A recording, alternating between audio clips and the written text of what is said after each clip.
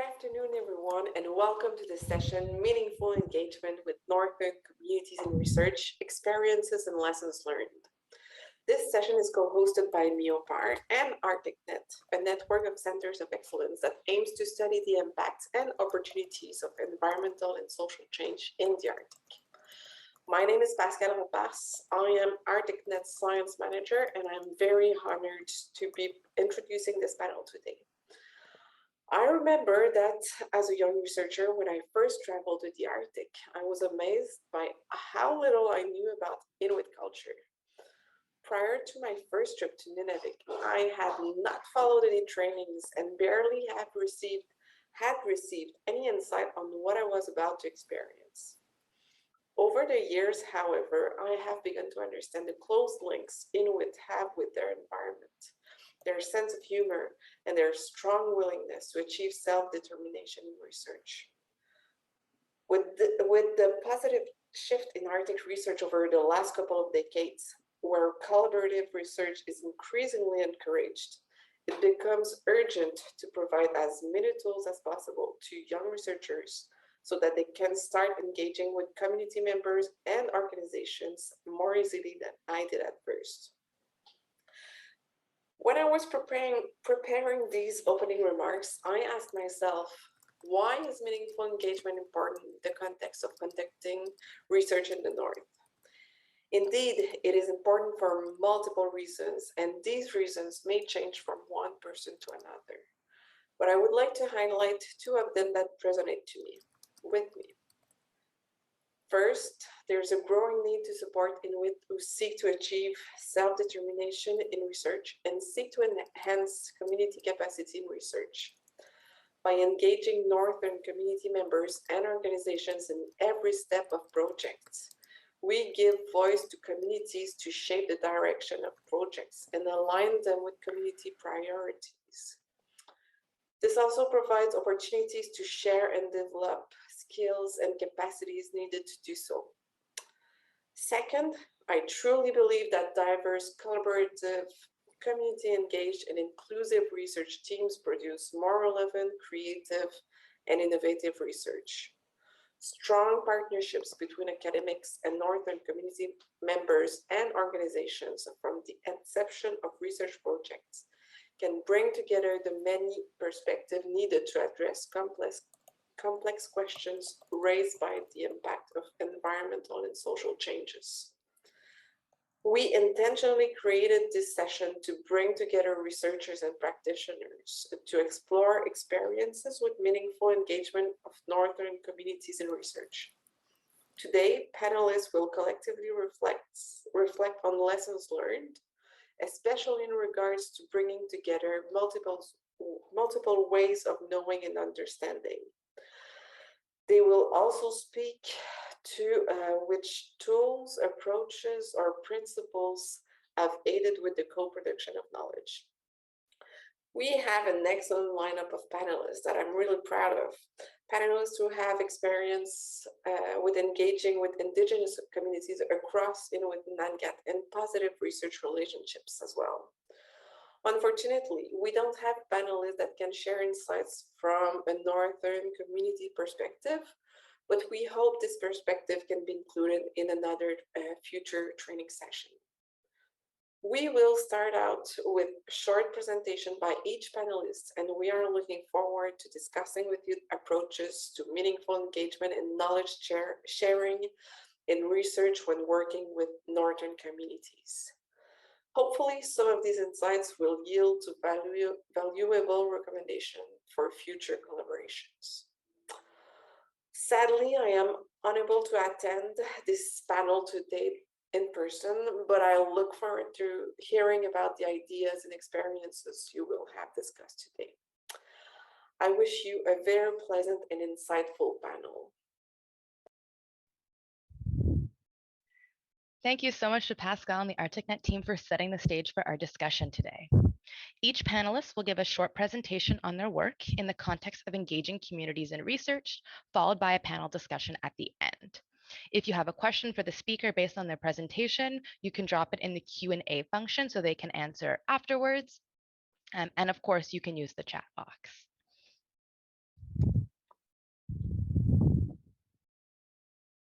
It's now my pleasure to introduce you to our first panelist, Lisa Lazetto. Dr. Lisa Lazetto is a research scientist at Fisheries and Oceans Canada in Winnipeg and an associate professor at the University of Manitoba in Winnipeg. Lisa's research focuses on characterizing beluga health as a means to understand ecosystem health in the Western Canadian Arctic. She works closely with the Inuvialuit communities and beluga hunters to develop ways to study beluga whales, their habitat, and how climate change is impacting them using and respecting both Western science and Inuvialuit knowledge, IK for short. Her research programs are carried out in partnership with communities and co-management boards of all the Inuvialuit sediment regions. She strives to serve all Canadians by providing knowledge and advice to decision makers by helping to empower the people of the North through scientific knowledge combined with their own knowledge of their ecosystem and home. Lisa obtained a BSc Honors at York University in Toronto and an MSc in Toxicology at the University of Ottawa and a PhD in Zoology from the University of Manitoba. Thank you so much for being here, Lisa. Thank you, Alexa, for the introduction. So I'll go ahead and share my screen. Yes, okay. All right. I'll get it into presentation mode. Let me know when you see it, and do let me know if there's boxes in the way. How does it look? Okay, yeah. Okay, thank you so much. Thank you everyone for inviting me and the co-panelists for today's presentation. As you heard, my name is Lisa Lazetto, and I'm calling you today from my home in Winnipeg, situated on Treaty 1 territory, the traditional lands of the Anishinaabe, the Cree, the Oji-Cree, the Dakota, and the Dene, and homeland of the Métis Nation. So today I hope to just share some of my experiences with you. This is a huge topic. I was asked to speak for 5 minutes, so I'll do my best and I may speak quite quickly. I think we covered a lot about this in the introduction, but I did want to highlight that I'm a scientist trained in the natural sciences, but I've always had a passion to connect the research we do to policy and action. And I spend a lot of my research time working closely with Indigenous organizations at different levels. So, as you heard, I did my undergraduate degree 20 years ago now at York University, and I had the opportunity to travel to Resolute Bay, a very far place from Toronto. And I did want to highlight here that I was excited, and at that time I was not given any training or information about Indigenous peoples of the North. I have a picture of the Polar Shelf Research Station there and a little map inset showing that the research station was about 7 kilometers from the community, which was a bit bothersome to me because I really wanted to do, build those connections and understanding try to understand what was happening at the community level. I loved working in the Arctic and I wanted to go back, and I returned doing work in toxicology and thinking about those connections with people and policy. And with working with the community, what I encountered was a lot of questions about their food and their safety. And so I wanted to, again, continue on with research that was more directed to what community questions were. So I embarked on a PhD where I wanted to understand why mercury levels were so high in beluga that were harvested in the Western Arctic, which is depicted here in this figure. So I started a PhD with the University of Manitoba, but it was very closely linked with the Federal Department of Fisheries and Oceans. Again, thinking about those linkages, what I didn't know there, and what I didn't fully understand or grasp was, yes, beluga are important, and yes, understanding contaminants in them is important, but I didn't fully understand how important beluga were to the culture and well-being to the Inuvialuit people. And this, again, was not something that was discussed in natural sciences. It wasn't talked about in my program at the University of Manitoba. And within fisheries and oceans, there were a few people, biologists and technicians, who had developed close relationships with communities that offered some guidance on how I should be thinking about ethical practices and working with communities. So that was a bit of a background to say, I think I was walking in the dark, but I knew that I wanted to develop those meaningful partnerships and engagements with the North. And so I'll just share with you quickly, recognizing time, 4 ways in which I found knowledge coming together. So I'll walk with those 4, I guess, places and spaces with you. I think the first was working together with youth. I thought I was still quite young at the start of my graduate work, and realized that there is age dynamics when we think about high school students, but working with high school students was a lot of fun, and it brought me, I think, closer to the communities and trying to understand Indigenous knowledge and practices. And when we, at the time as a youth, I was surprised to learn how easy it was to find funding to support activities. So a lot of the pictures that you see here where youth from the north were able to come to the south or join me on research vessels were funded through external funders. So the relationship building, it seemed quite easy. And in terms of looking for opportunities and funding to support, training opportunities was also quite easy. So that was something I'll share. And also just to share all of the youth here I continue to work with today at very different capacities.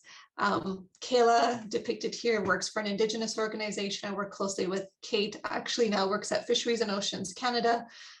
Shannon has held many different positions and has currently gone back to university. So these are relationships I started 20 years ago and still have these connections today. An important part of sharing and finding space of engagement is working with Indigenous land claim organizations or boards like Hunters and Trappers committees. So I've got several photos here of regional and local scale committees that I've worked with.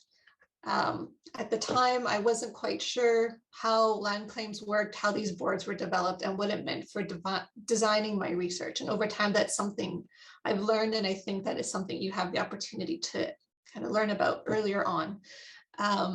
I think meeting, in a community setting is so important, and it's very intimidating from the research side. So thinking about tools to try to change the space, what might feel uneasy, trying to think about ways to create open space to reduce that easiness. And it does, those changing that space to be, I guess, more flexible for sharing does take time. But we've done a lot of different things where we've held more informal meetings. So the bottom picture here is having a lunch drop-in where we would host lunches and have a variety of different ways of sharing information. We might have videos running, pamphlets being shared, but just trying to enable relationship building, getting to know people, and providing a safe space but a relaxing space for people to have conversations that might be less formal, to enable again, those more comfortable conversations and formal meetings. Something I found as a graduate student and still today was to take advantage of networks that are sometimes associated with conferences or meetings like ArcticNet. I'm sorry, I'm not as familiar with MEOPAR meetings and how they engage with external partners, but some of these organizations really supported and promoted bringing together scientists and Indigenous representatives. And so at these meetings, so outside of the field and outside of the community, but in a space that was almost foreign to all of us, we're in a new town or new city, we're in a big venue, but together we have to develop what it is we want to share. And also together we get to see other people's presentations that really sparks interests and new questions. So I found that conferences where we're working together are these super dynamic opportunities to share information in different ways that are, I guess, new to everyone. So it's almost like a common playing field.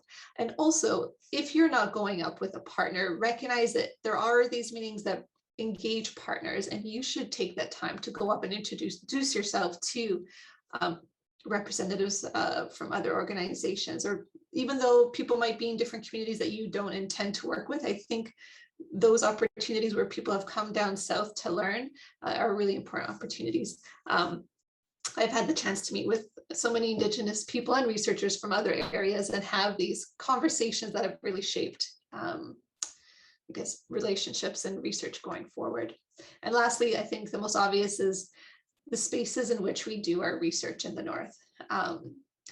So I recognize a very unique opportunity where I get to work in very, I'll call them sacred and traditional places with families that are not easily accessible to people. And so in working in these spaces, we're always trying to be respectful, recognizing the place that we're on, but being really open to stories and sharing. And so these have been incredible places to just share our knowledge and think about different ways of doing the work that we're doing. But essentially what we're doing here is building relationships and trust.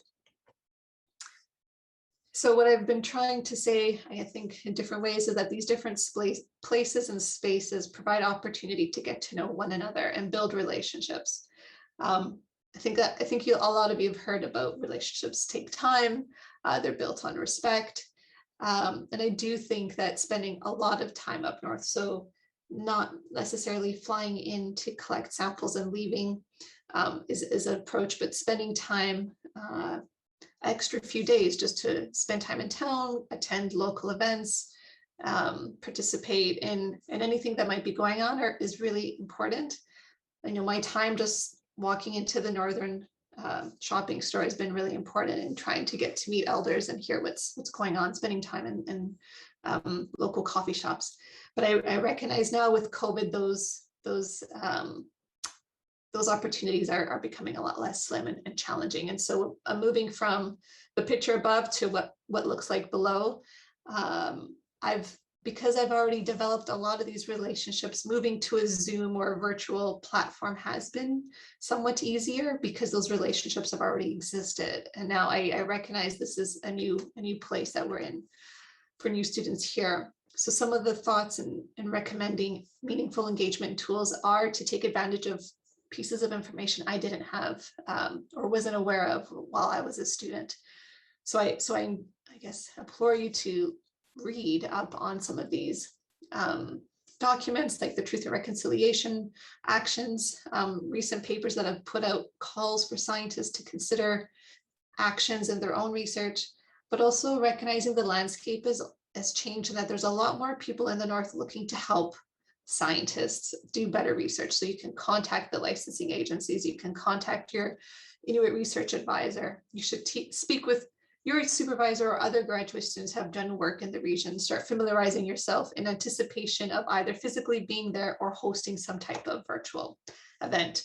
I think one thing I've learned through trying to develop safe spaces or ethical ways of doing work and engaging is simply just asking the question, how can I engage with you? How do you want to see my information shared?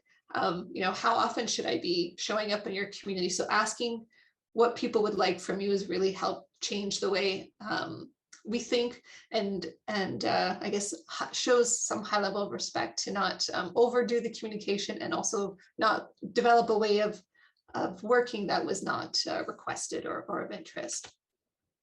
I did want to maybe just end on a bit of a happy note.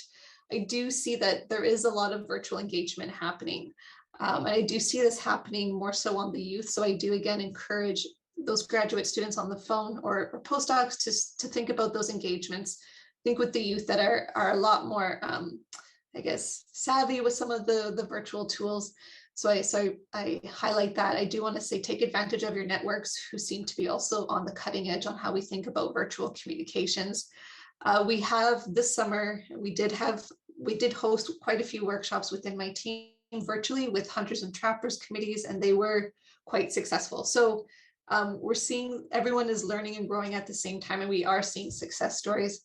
I did just put one caution at the bottom to recognize that we are at the same time starting to see some level of fatigue. So there has to be a bit of a balance. So I'm encouraging you that we are seeing positive stories, but to also caution us to not overdo it. So with that, I think I've definitely gone over my 5 minutes. So I'm there. Thank you, Alexa, and thank you to my panel.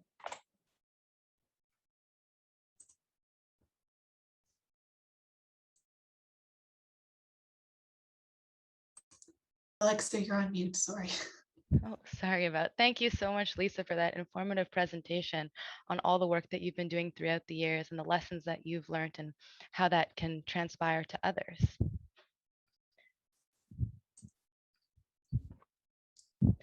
It's now my pleasure to introduce Gwyneth McMillan. They completed their PhD in biological sciences at the Université de Montréal in 2019, and she is now pursuing a postdoctoral fellowship at the Center for Indigenous Peoples' Nutrition and Environment at McGill University. She's interested in how ecology can influence the fate of contaminants and the quality of wildlife resources important to Northern Indigenous peoples. During her thesis entitled Hunting for Trace Metals in a Rapidly Changing North, Liminalogical, Ecological, and Collaborative Approaches, she carried out fieldwork in Nunavut and the Northwest Territories. Her postdoctoral research focuses on collaborative research approaches to studying moose habitat quality with Cree communities in Iu-Ishti. All right, Gwyneth, over to you. Great, thanks for the great introduction, Alexa and Lisa. I think my presentation will echo some of the things you were sharing, so I think that's going to be a nice echo of our experiences working with communities and doing meaningful engagement. Can you see my screen okay, everyone? Good. Oh, I lost my mouse. Okay. So as Alexa mentioned, I've done a lot of work in Northern Quebec. So for my PhD, I was in Nunavut and then Resolute as well, moving around in sort of the Eastern High Arctic, but now I'm really focusing my current projects in Northern Quebec. So working in Nunavik, in Angava Bay, in Kangatsorijuak, in Nunavik on a water quality project. And as well, my postdoc, I'm currently in Waswanipi, Iwichi, so in Eastern James Bay of Northern Quebec. So not the Arctic, the subarctic. I still have a lot of trees. So they're small trees around where I am right now, and working on moose habitat quality. So I won't talk too much about my work. I think I went a little bit more higher level of things on my journey from starting out and wanting to do more collaborative research. And like Lisa said, not feeling like I got any training on that and sort of figuring out thanks to the generosity of community members and my mentors. And so today I'll take you through a little bit of things that I kind of wish I knew earlier on and some key resources that I think can help if you're interested in this kind of work and in meaningful engagement. But I'll start with a video describing one of the projects in Nunavik that I work on.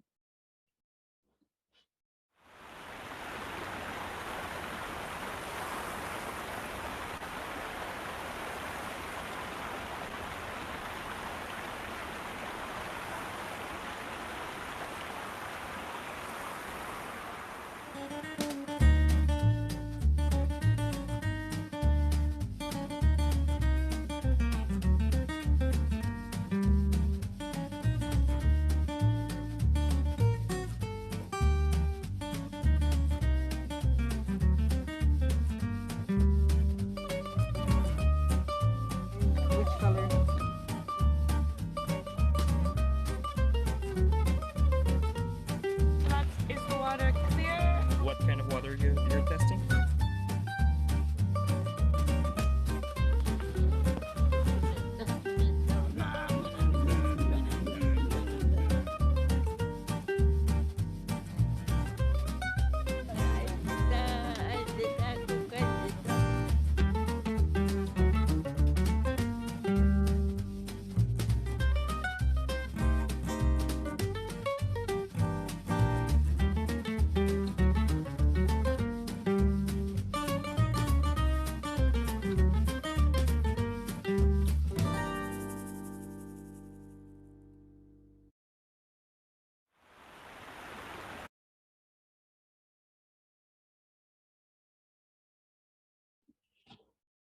So I hope that gave you a taste of one of the projects. I'm happy to answer questions about that as well. But as you can see, echoing what Lisa was saying, the really importance of place-based learning and going out on the land and doing place-based research with community members, of engaging with youth.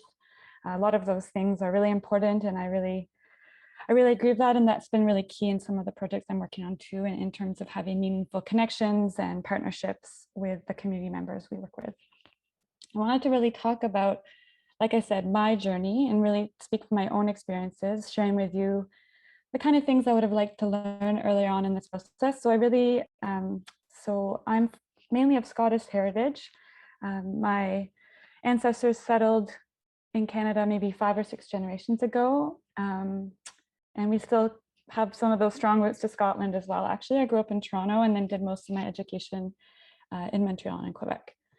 And when I started my PhD, I really was focused sort of in the pure, if that's the right word, biological sciences. So thinking about aquatic ecology and contaminants. And we really didn't have initial in the plan for what my PhD was going to look like, much engagement or any engagement with community members.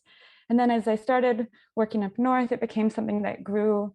It's the importance of doing that kind of work grew in importance to me, but I really felt that I didn't have much support or resources. I didn't really know where to begin in terms of being more meaningfully engaged. So it was quite a journey through the years of my PhD and now into my postdoc, moving towards now a lot of my work is this participatory research as well. So in Northern Quebec and sort of sharing with you today what I learned on this journey.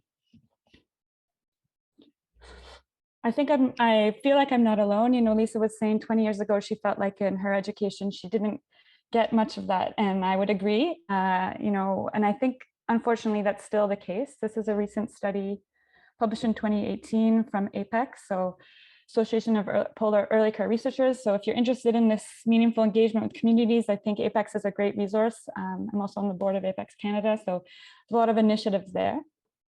Through APEX, they did a survey on early career researchers across the North, and they asked how many of these researchers would be interested in involving local Indigenous peoples in their research, and would that be beneficial to their research? And, you know, over 70% strongly agreed with that statement, and even more agreed. So the vast majority of early career researchers seemed to really think this was a great idea. However, when they were asked, do you have the basic knowledge of how to conduct research with communities, a lot less felt sure. So, you know, only 50% said that they had that knowledge too. So I think this is still something really important that I wanted to highlight right off the bat.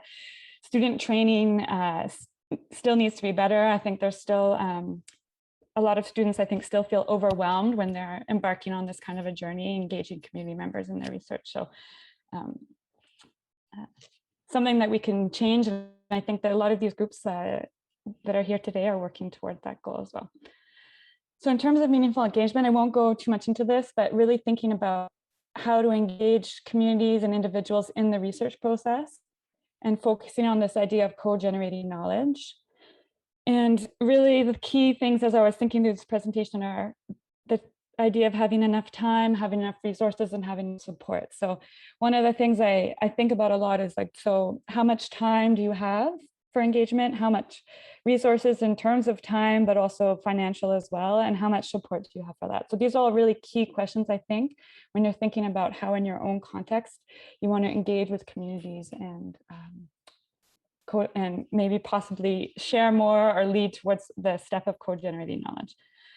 And this is a great resource. We won't go too much into it. So really sharing with you standing on the shoulders of a lot of other researchers who have been down this road and have taught me a lot. So this is a great paper that talks about the importance of time, how that leads into many of these really important skills. However, skills that we don't have in our undergraduate training. We're not really taking a course on communicating or listening or respecting, but probably should be. And so how these really lead to ultimately sharing and knowledge as well. So I invite you to read that paper. And I also wanted to highlight this, what we've been calling the Continuum of Collaboration. So the idea here is that there's sort of a continuum of ways of meaningfully engaging with communities. And I think it really depends on your context, how much time you have, how much resources and how much support you have.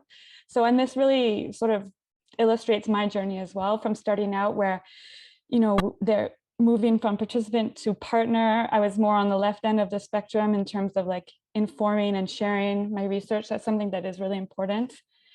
Moving towards more of a consulting. So that's actually before you start the research, involving rights holders and stakeholders as well. Moving towards involving participants in your research project, and then actual collaboration. And then at the right end of the spectrum, when you're partnerships, sharing leadership. So I think all of these stages are great. They all contribute to meaningful engagement, and it can really depend on your context and your project and your time, resources, and support where you're going to find yourself on this spectrum. I think we can share this, Katie, if you're able to, in the chat. This is a crowdsourced document we started compiling with really a whole bunch of really great resources, academic and non, many of them from Indigenous authors talking about this kind of work. So these are the real experts, and I really recommend that you go and read through this and see if there's anything that can help you learn more about this as well. So feel free to add comments or to contribute to this document as well if you have anything to share. I want to talk a little bit about the big picture because I think that's important. So this is a word I had never heard before starting my postdoc, positionality.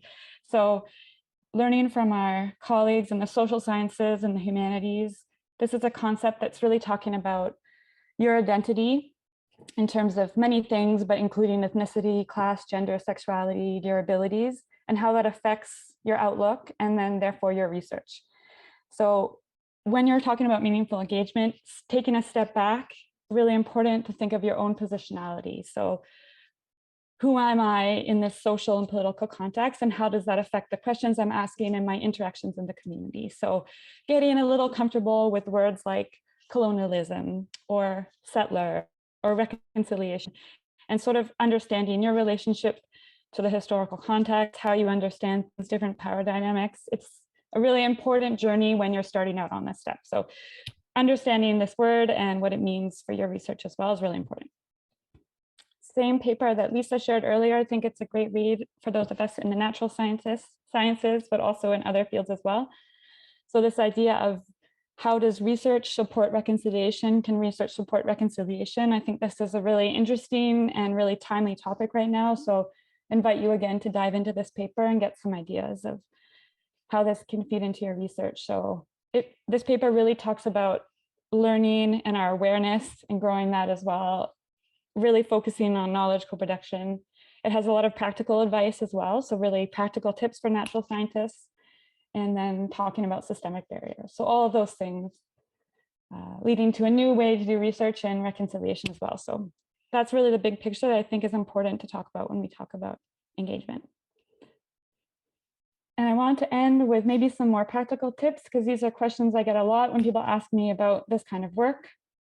So zooming into the smaller details that are also important as well. This is a blog post I wrote a few years ago that's never been translated to English, but for those of you who are bilingual, you can take a read about sort of tips for result sharing. So this is more on that left end of the spectrum. So when it is a common comment from community members that researchers come, they do their research, and then they never hear back, and they don't really know what were the results, what happened, what came out of this project. So that's a very common refrain, and something that is really important to consider. How are you going to share your results, and how to do that in a culturally and sort of appropriate way?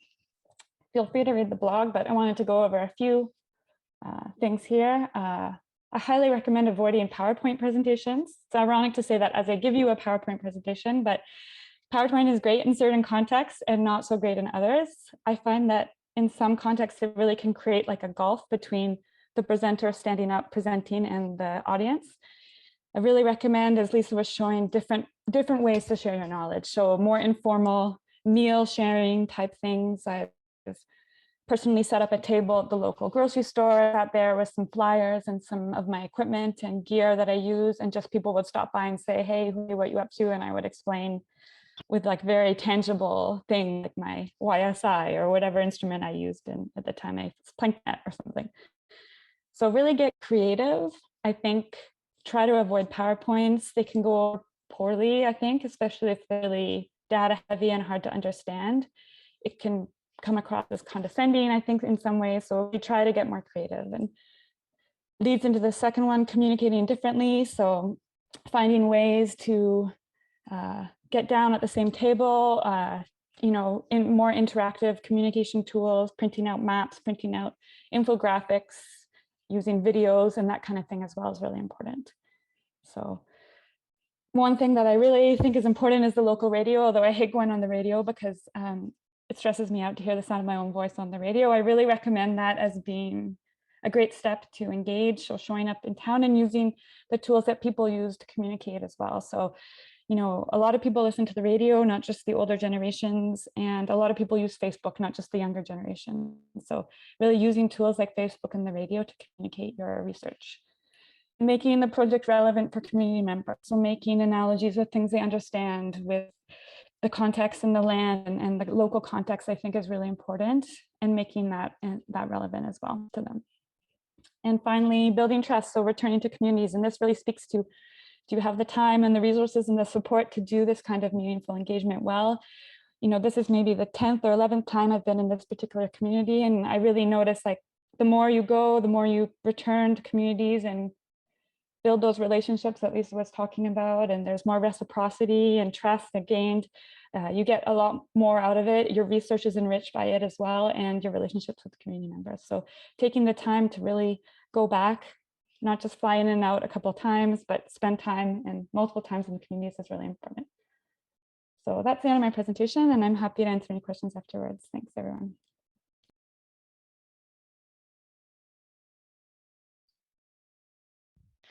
Thank you so much, Gwyneth, for providing that presentation and really giving us some key pieces of advice. I'm glad to hear that you mentioned the importance of positionality. I find oftentimes it's kind of glazed over. We don't really think about that as much, but I think we're in this day and age where that is changing. So thank you for raising that. All righty. I'm now going to pass it over to Joel Heath. Joel Heath is an accomplished Canadian academic and filmmaker, former Fulbright Chair in Arctic Studies, and a 2020 Ashkola Fellow. He has more than 20 years of Arctic experience working with Inuit communities, combining his expertise in ecology, sea ice dynamics, and mathematical biology with Inuit knowledge. He's the executive director and co-founder of the Arctic Eider Society, an Inuit-driven charity based in Sanakulik, Nunavut. Through his position, he has worked with the Inuit to develop a network of community-driven research programs, curriculum for northern schools, directed and produced the 16-time award-winning film People of a Feather, and more recently led the development of an online and mobile technology for Inuit self-determination in research through Siku, the Indigenous Knowledge Social Network, winner of the Google.org Impact Challenge in Canada. Thank you so much for being here today, Joel. Thank you for having me. It's good to be here. Lots of really important stuff's been said already, and so I don't need to reiterate all that. You know, I think one of the common things there is it's really hard to build those relationships in the short term. Like, it really takes a lot of work, and the long-term relationships of trust. There's so many people that go to the north, you know, to teach or to work in a job, and there's really high turnover. And so, like, one of the hardest things is to overcome that constant turnover and really be like not just someone that's you know, you're not someone that's part of that turnover culture. And that's really hard on a grad student timeline, because, you know, you're there for 2 years or 3 or 4 years sort of thing. And so by default, with the grad school project timelines, you're kind of in that turnover culture already. And so it's really hard to overcome that. And like anywhere, like north, south, whatever, like, I don't know, I lived in Vancouver a long time. There's a big turnover culture there. It takes a lot. People don't invest in you as much when there's that turnover culture. It takes a lot of extra work to kind of overcome some of those sorts of challenges and things. So, you know, it's kind of easy to say that, yeah, you know, the most important thing for building community relationships is to spend 20 years there. And like a lot of us on the panel have spent a lot of time there, but obviously we have to start somewhere. But that long term, you know, maybe it's through like the research program at your university. Like, I benefited when I first showed up from my Environment Canada supervisor. Grant had been there for a few years and had helped nurture a lot of those relationships, and I kind of was able to step into that as a grad student to get started. So that was really important. But something that maybe is a little bit more practical is, you know, the typical approach was like, you know, you show up and maybe you have a meeting, and then you send a report from your thesis, or you go up and do a presentation at the end of it. And like, maybe there's some engagement on the way, maybe you're doing some field work with a couple of people, but you know, how do you kind of like that ongoing engagement is really important, so that people kind of see what's happening more on a day-to-day basis. And so part of what we've tried to do, I'm going to focus more on Siku as a tool, because you know, Siku is there as a, you know, we'll show you in a second that gives a little bit of background. It's there to help communities with capacity gaps for taking their own data. You know, in the pandemic, we had 100 people in Senekiluak documenting the whole resource inventory for our protected area without any researchers from the South being there, them to be independent and engaged in the process. So the primary purpose of Siku has been to help facilitate self-determination in research for Indigenous communities, so they can work independently. It can help people collect data independently on the land by documenting Inuit knowledge using their language and social media tools like photos to help share that kind of stuff. And also to help communities run their own projects, sort of thing. But another side of Siku is that it can really help provide a tool for researchers. I think a lot of researchers and people are more aware of some of the challenges and the importance of that meaningful engagement now, but they still don't know how to quite do it.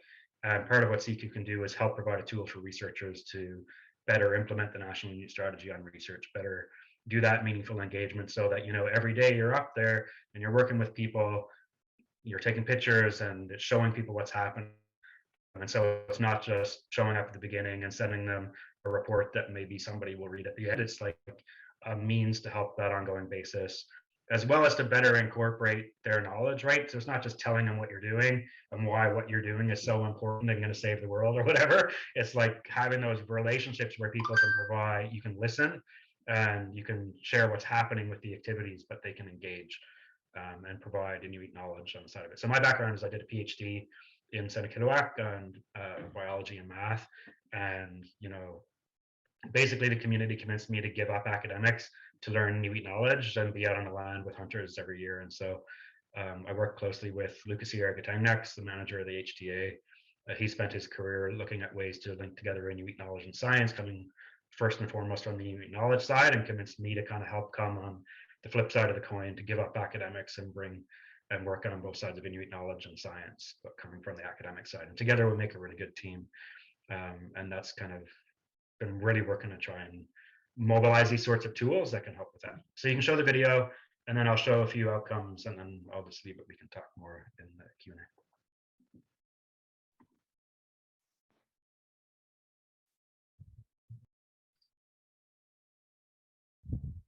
Okay.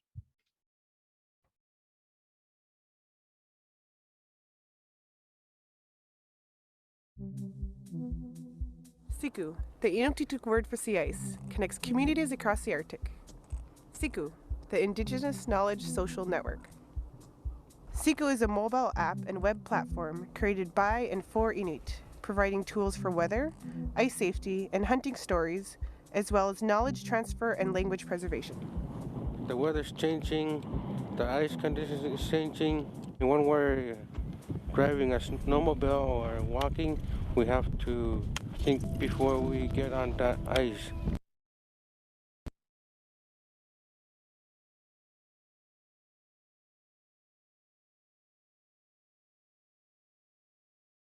My apologies, PowerPoint just quit. Please bear with me.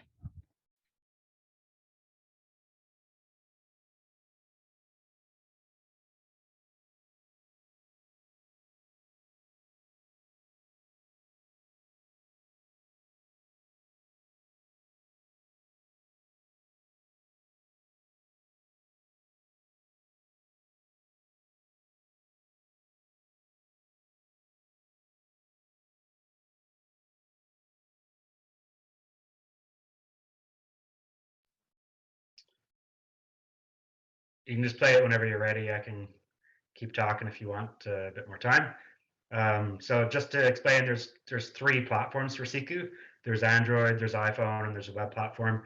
The mobile apps are really set up to be able to make posts on land. It works offline.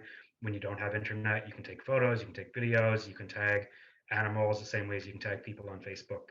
And then when you get back to town, you can upload it. So it's also a GPS. It helps with situational awareness on the land.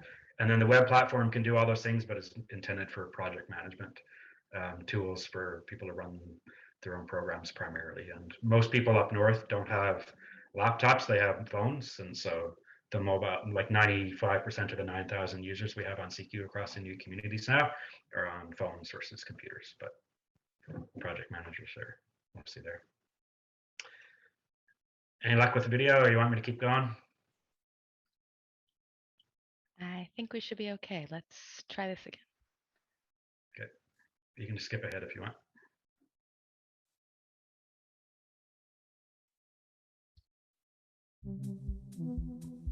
Siku, the Inuit share dangerous and changing conditions with their communities using their own language and knowledge systems.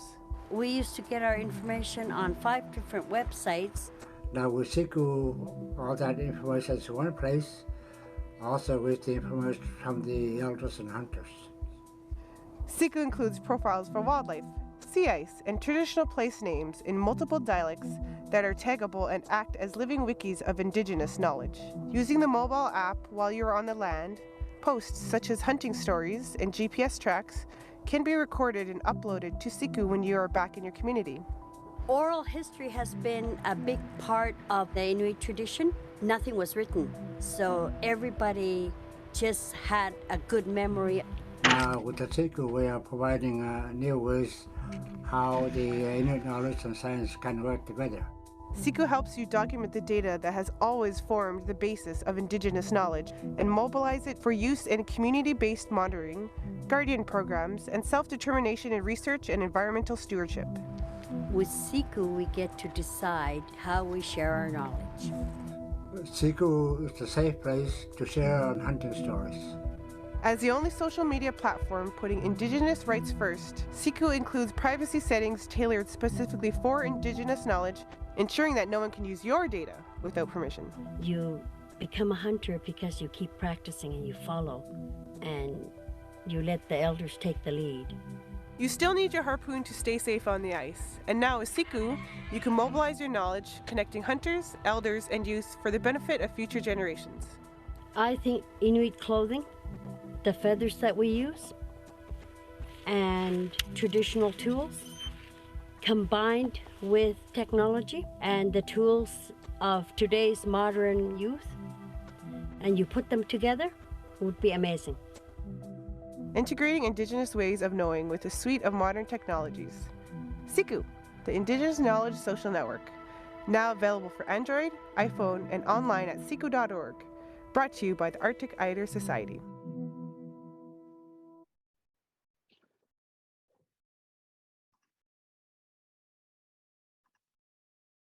All right, thank you. I'll present my screen there now if I can.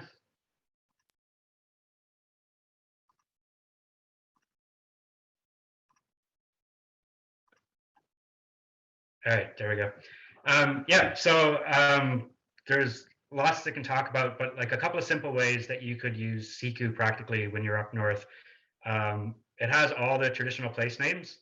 The Inuktitut place names are on there for all of Nunavut and Nunavik, and Nunatsiavut region is going on in the near future. We're also working with Iwichi and Mushkegowuk Cree to get they're starting to use it for programs there. It's really helping connect so people know what research is happening in their region. But you know, often when you're up doing field work, you're probably using like the colonial names on the map and stuff like that. And most people know them and it's not like a major issue, but like with Siku, all the traditional place names that people normally use are there. And it provides a way for you as a researcher, use it as your GS, and then you can actually like use the same names that people are using for places when you're there. So that's something simple. Same thing, even like if you want to learn the different wildlife species names, all the different dialects for Inuktitut are in there, or you can add if they're not there, right? So that you can learn the name for seals, or if you're talking about the flow edge or breeding hole, the language stuff is there. And language, like helping empower this Indigenous environmental terminology, it's not just words, right? These are the key foundations of Inuit Maitakanga. Like their ice classification system is much more advanced than the Canadian Ice Services, because Canadian Ice Service terminology, scientific terminology for ice, is how a boat breaks it, but Inuit Maitakanga about ice knowledge is like how you travel on it, how animals use it, how it changes with the seasons, and like it's much more in depth. And there's a lot of words that Inuit have that we don't have a scientific equivalent for. And by allowing them to use their own language, it's empowering them to use their own knowledge system to document ice. And so, you know, some people are using ice posts on Siku to post where they measure how thick the ice is, which might be a part of your project, or Inuit are using it to show where it's dangerous. And so in this case, there is a crack that could break off called Inuruvik that John C. made a post of here, and it shows up on the map, and it helps show young people in town where the ice is safe. But Inuit all across the north are using Siku for the ice watch and share that knowledge, and collectively are crowdsourcing climate change information about the timing of ice breakup and are contributing to ground truthing. So this product is really been a cool way to help, not just help local safety, but the big picture. It's a new approach to the Canadian ice charts. It's using radar to show where the ice is rough and smooth. So the Tuvok Landfast ice is colored right there, and purple is rough and green is smooth. And so it's combining machine learning with Inuit knowledge front and center on there. And this, it's helping with local safety, but also crowdsourcing, ground truthing of products that we deliver to communities, and having Inuit play a role in helping train those sorts of products, right? Just by providing a way for them to help use their language and better communicate safety stuff. So there's that sort of thing. I can walk you through. Let me start with, because I think, this is a research crowd, a lot of where Siku started from was for our community-driven research network that expanded from Sanikiluaq to Inukjuaq, Miwak, Kujarapik, and Shashabi, looking at cumulative impacts of development in the region on the fresh water. So it was a lot of CTD casts. 5 communities were doing this. Each community had a piece of the puzzle. And so, instead of it just being meetings and a report, every time a group of hunters went out and made a post, we put the post, you make the post with the app, it shows up on the news feed, the same way as you have a feed for Facebook. Every person has a feed, every community has a feed, and the data is on there. And so it helped it helped the project manage the data from 5 communities. But from the community perspective, it meant that it was locked up in some academics' file cabinet in the South. It was there. It was empowered to the communities. They knew they had the data and access and ownership and control of it from the very beginning. Every time there's new data, it came on there. So it served the community purpose as well as serving data management from multiple field technicians and community research technicians and grad students and people centralizing the data management for the project as well. And so, you can go, it provided a really amazing tool that we can go in and we can see, where there's water sampling, where there's, camera deployments, there's smart ice buoys deployed, there's moorings deployed, and people can see the data, and it shows the big picture of their collective efforts and of your project, right? And it's kind of on that ongoing sort of basis, right? That every day you're out doing field work, there's a post that shows up on the feed that people see what's happening in their community, and they can comment on it, engage, and know what's happening in their community. And then just wanted to show a little bit about the kind of stuff that can come out of it that you might not expect from doing this. In the middle of the pandemic, we launched the public, Siku launch was in December 2019, right before the pandemic. And so we weren't able to do the same sort of in-person training, but we did a lot of remote videos and training. And in Sanikiluaq, a community of 900 people, there's 100 people that have been making posts on Siku through a small honor area. We didn't know anything about fish, and they just posted their tracks every time they went fishing. And I'm gonna go on this side too. You can see that on this PDF on the right shows how the app allows individuals to document their tracks, and then collectively you can see land use occupancy stuff that emerges from that sort of that can empower communities to be on equal footing when they're sitting across the table from a mining company or whatever. Under the fishing, sorry, I got lots of them to go here and I'll cut it short in a second. Under the fishing side, you can see here that it was in the middle of the pandemic. We supported 100 people to document their tracks to get catch per unit effort and make a post. And you could see the ice conditions. We could see the details of the sticklebacks in the lake as well as people posted the stomach contents. We could get the time series here on the right, where you can see the peak in the spring when people start going out ice fishing more and more as it gets warmer, switches from jigging to rod fishing. Then there's the period in the fall during freeze up that you can't really travel by skidoo or boat. And then in the early fall, people are doing a little bit of jigging before it gets too cold. Then people are putting out nets on the lakes in the wintertime. And then again, you have the peak. So it's not just the mapping stuff, right? Inuit have crowdsourced a seasonal calendar of resources. I'll go back to on the first page over here. It shows berries, right? So you might have seen these sort of seasonal food wheels, seasonal calendars before. And basically, we're now doing this every year by the community, everyone being involved in the process. This shows berries, so cloudberries, blueberries, crowberries, and partridge berries, Kimmernock picks. And it's showing the peaks, right? Just from people making posts about when they go berry picking. And so you can see the spikes in the seasonality of the berries.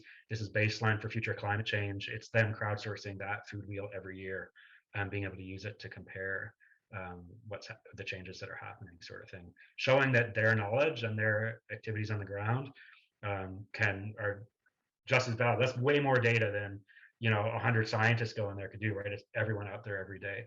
And so that's part of the approach that we're trying to use this to change the dialogue, trying to help change investments so that not all the funding is going to ivory tower academics and that it can go to communities to do this sort of thing, because their collective efforts can reveal a lot of this information. We're not calling it citizen science because it's about self-determination. It's similar, but it's about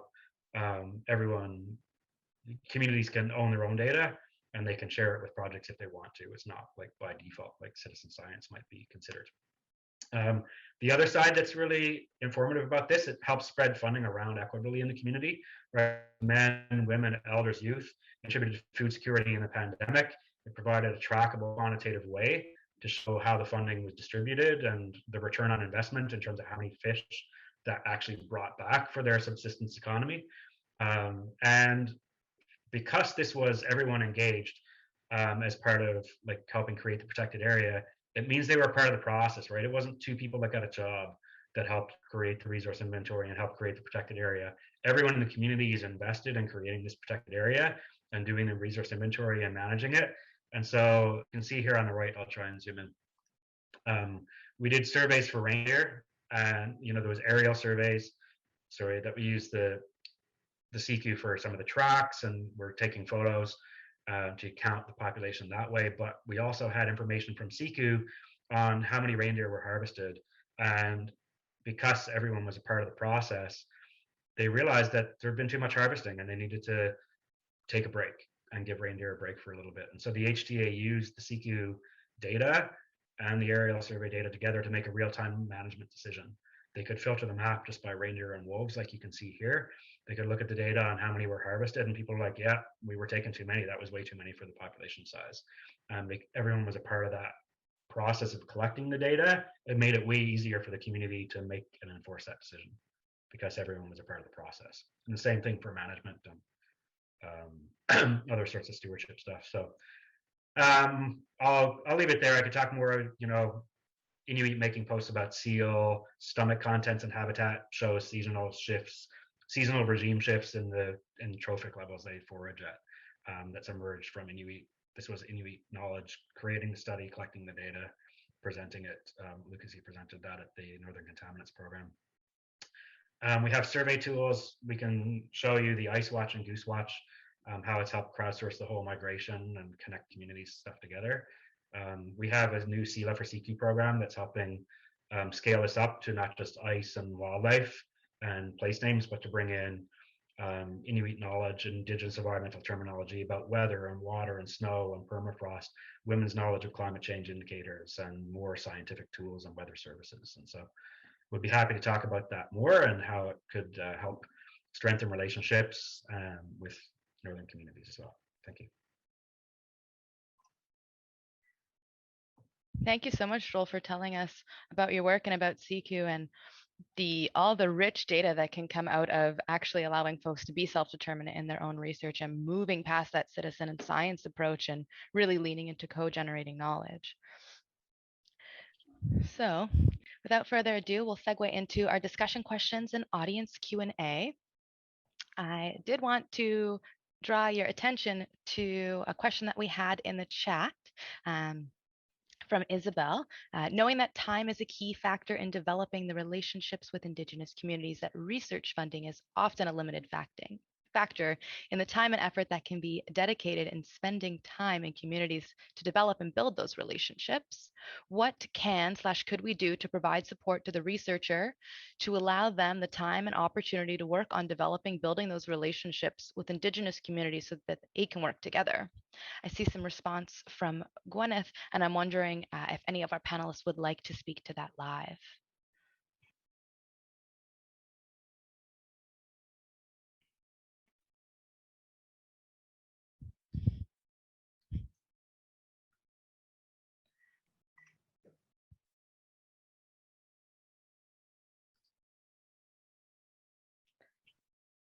Okay. So considering the ongoing pandemic, I know we talked about this a little bit, especially Lisa. How has working with Northern communities changed? And more importantly, how would you like it to be in the next 5 to 10 years?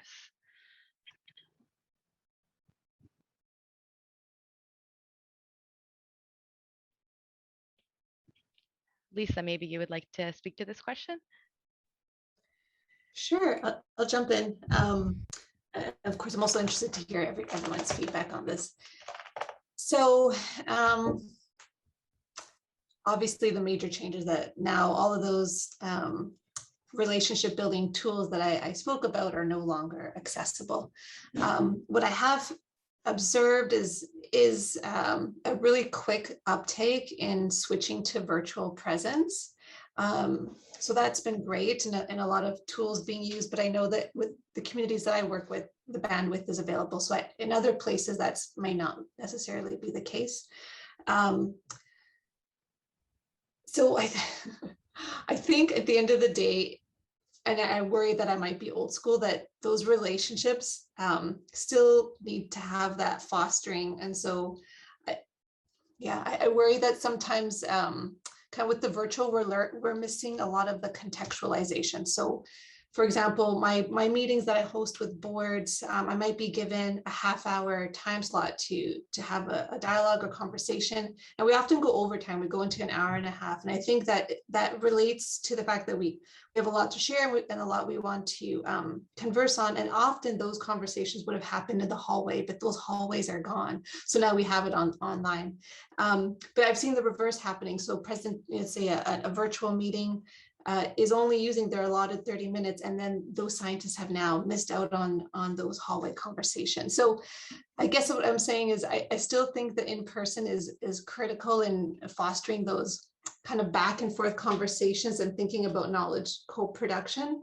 In terms of how I would like for it to be, I think highlighting a lot of what Joel said is taking advantage of standing back and learning that communities can pick up a lot of the science, and that we need to reposition ourselves and how we consider our role as scientists in the South. So I think that we should take this space and avoid saying, I think a lot of people are saying things like, oh, soon we'll be able to go back to how it was. And I don't think that's what we want it to be anymore. So I'll leave it at that. Thank you, Lisa. Gwyneth or Joel, do you have anything to build on?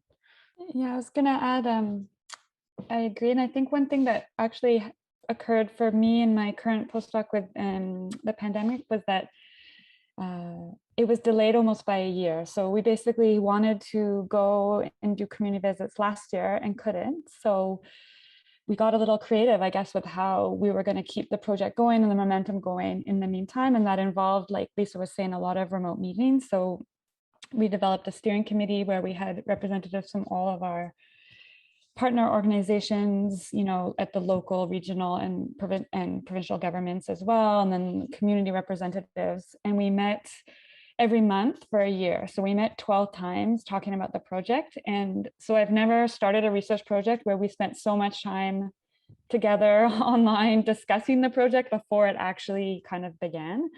And that was actually a blessing, because now that I've showed up, it's gone incredibly smoothly. Like, there was so much advance notice, so much time to receive input on people's timelines when they were available. They had basically a year to give us input on the research outcomes and how we could engage and how people could be involved and what the best approach was. So it took a year extra, you know, at times it was slow and frustrating, but ultimately I think the project is richer and the research is richer and the engagement is better because of that. So it basically slowed us down, and to the benefit, I think, of everyone, to slow down the frenetic pace of academia and just take some more time to talk and discuss. And that was a bit my answer to the question in the chat too, is I think like flipping the way we normally decide how to do a research project in academia. When I started my master's, I sat at a desk in an office and read 100 research papers on mercury for months, trying to figure out, you know, how to do my project proposal. I did it sort of alone. And I think that, you know, maybe starting out, like this postdoc started out with a year of discussion about what the projects would look like and how we can tweak it to make sure it's really engaging everyone and benefiting the needs of all of our partners, not just the academics, and doing that for masters and PhDs as well. So starting out with sort of this co-construction phase, if that happens, hopefully in communities or online, and then the finalizing the proposal comes later. So from what I wrote on my funding application to what I'm doing now, it's like a world of difference because it evolved so much, but I think that's a positive thing. Absolutely. It's so key to incorporate that feedback, and having that extended period of time, you know, probably really did make all the world of difference. And I think that segues really nicely into the second question here. What's one piece of practical advice that you would give to someone who is looking to or is just starting to engage in projects with Northern communities? I know there are a lot of early career researchers on the call today who are looking for some practical advice here. Sure, I'll start, I guess. You know, kind of like segueing from the last question too, like I was going to say, like one of the most things that was really apparent because of the pandemic was that where there was strong community relationships, projects were able to continue and thrive, and where there weren't, they failed. And so now more than ever, it's really highlighted how those deep, meaningful community relationships where there is self-determination and independence made a huge difference, right? Because you know, you couldn't do it without communities anymore. And so I think it showed this is not just optional anymore. It showed how really important it is. And so like talking about this, you know, what's the advice to give someone that's going in? You know, go in humble. Don't go in as the academic that knows it all and you're the expert. Go in understanding that they are the experts. Even if you're doing something obscure like isotopic analyses or something like that, that you think, oh, communities don't know what I'm talking about, you can break it down.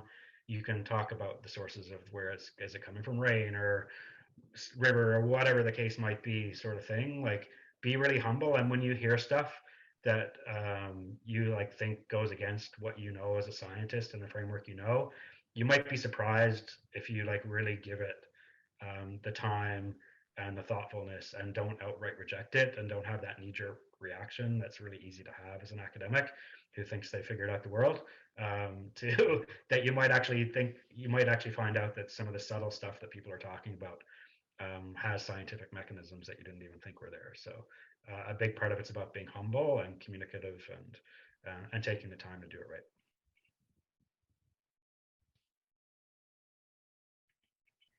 Thank you, Joel. I think you raised a great point in approaching new information with curiosity rather than judgment, and really taking a step back and knowing that there's a lot we don't know.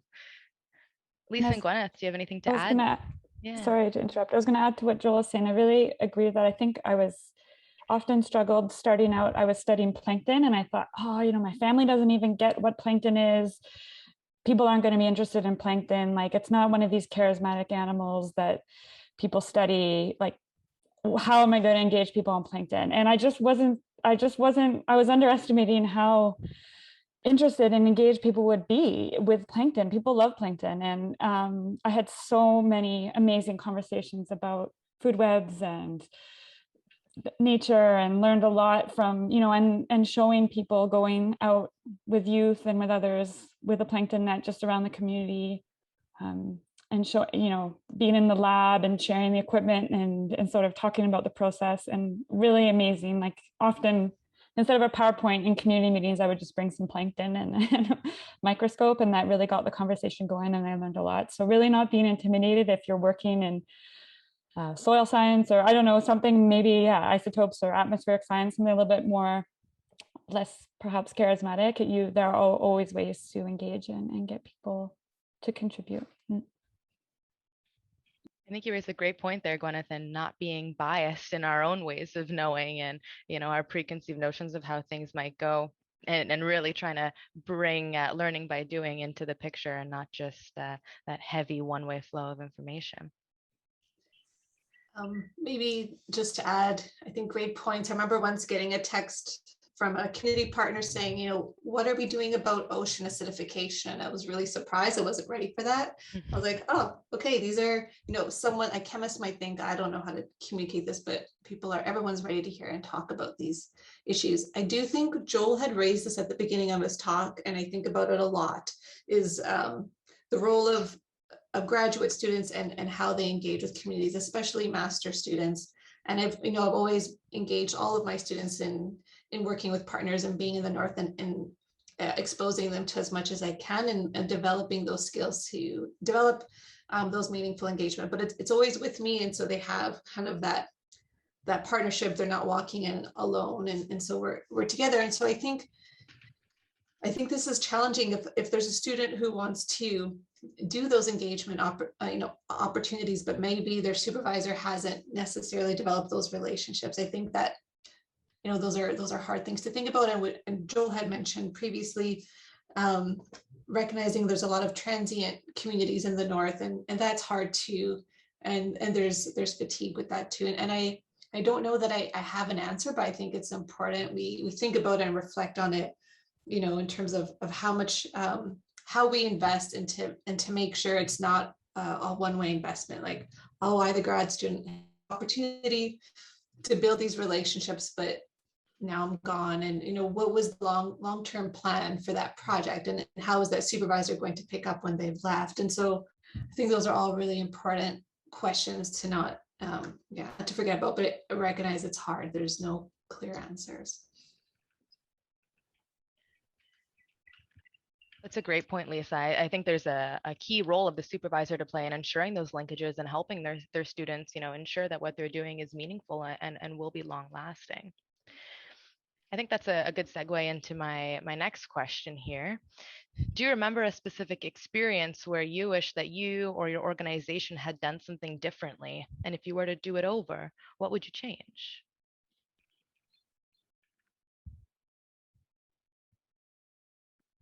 That's a tough question.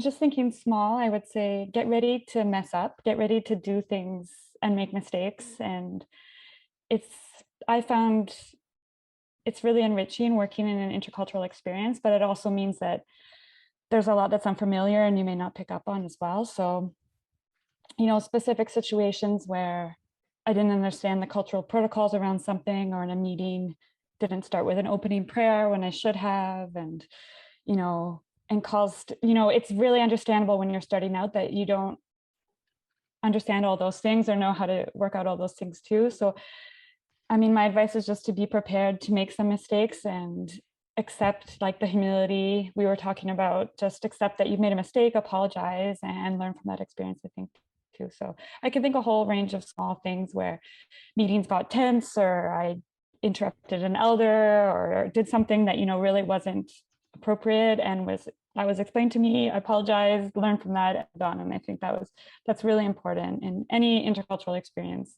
but especially in working in research and in these northern communities as well.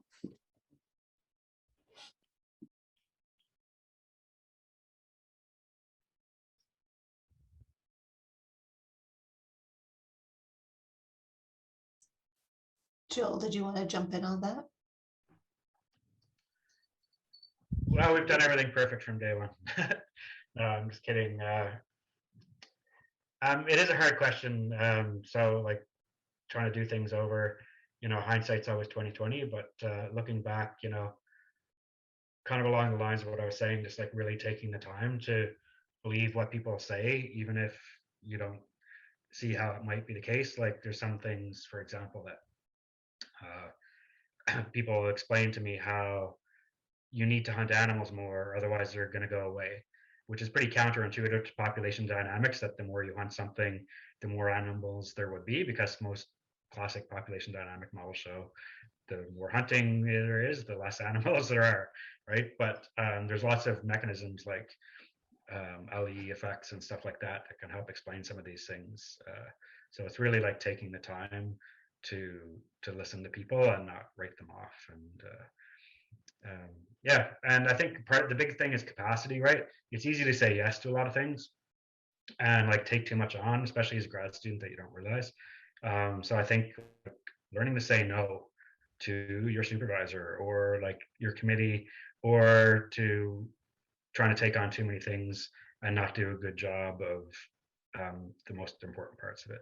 So like really, it's easy, especially when you're younger, to try and say yes to everything, but I think it's really important to understand the limits of your capacity and you know, take things on appropriately and do a good job instead of trying to do all the things all the time.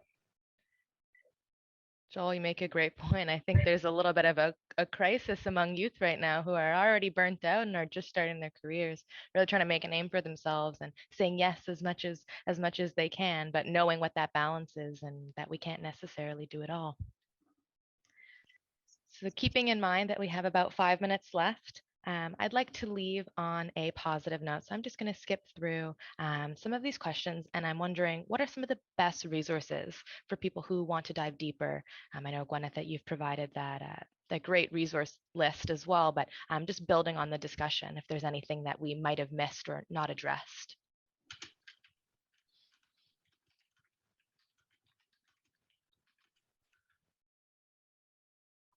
So I think there are a lot of resources out there that we can read. I really liked what Gwyneth had mentioned, and thinking about if whoever here is on the line is more of a natural scientist, to dive into approaches used in social sciences and thinking about your positionality and being reflective and writing things out, who you are and how you're situated, and thinking about those power dynamics. I think, you know, those are really important opportunities to read about the philosophy of science, to see that think about other ways of knowing.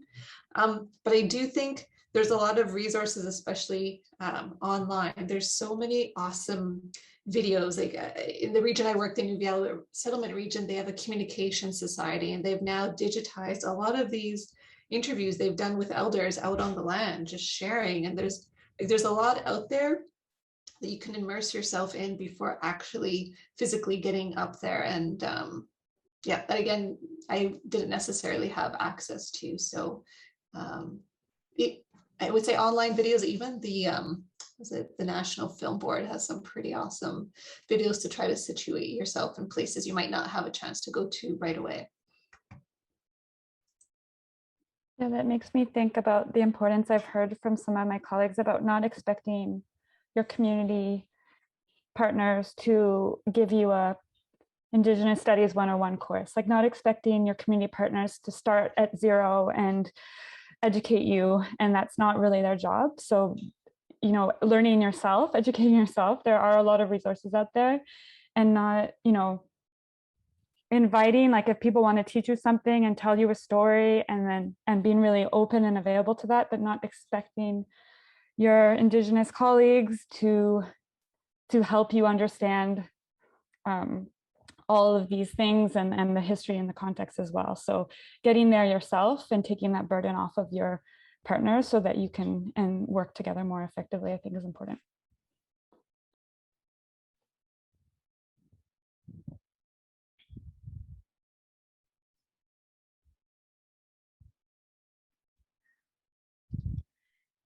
And lastly, before we transition out of our panel discussion today, I'm wondering if there's anything that we left out here that really needs to be addressed, anything that's burning that can come from our audience as well. If you want to drop your comments in the chat, happy to hear from you.